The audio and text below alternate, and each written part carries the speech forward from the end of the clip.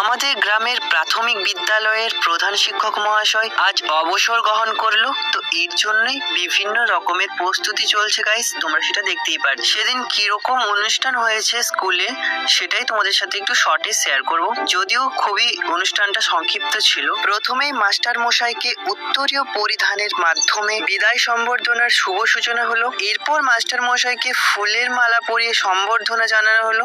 তারপর একে একে সবাই তাকে অভিনন্দন জানালো ওনার অবসরের পরের জীবনটা যাতে সুখময় হয় এর জন্য।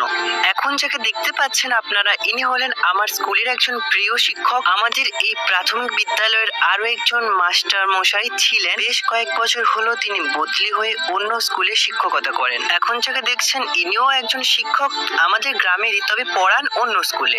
তো যাই হোক, জানো বন্ধুরা, সেদিন কিন্তু এখানে উপস্থিত সকল মানুষেরই চোখে জল এসে গিয়েছিল, কারণ যিনি বিদায় নিচ্ছেন তিনি এই স্কুলে গত 32 বছর শিক্ষকতা করেছেন। আমরাও মাস্টার মশাইয়ের থেকে আশীর্বাদ নিতে গিয়েছিলাম গাইস। ঈশ্বর করুক আরো যেমন বারবার মাস্টার মশাইয়ের সাথে দেখা হয় আর এইভাবে আশীর্বাদ গ্রহণ করতে থাকি। যাই হোক মাস্টার মশাই, ভগবানের কাছে এই প্রার্থনা করি অবসর গ্রহণের পরবর্তী জীবনটা যাতে আরো সুখের হয় এই আশা রাখছি। ভালো থাকবেন মাস্টার মশাই।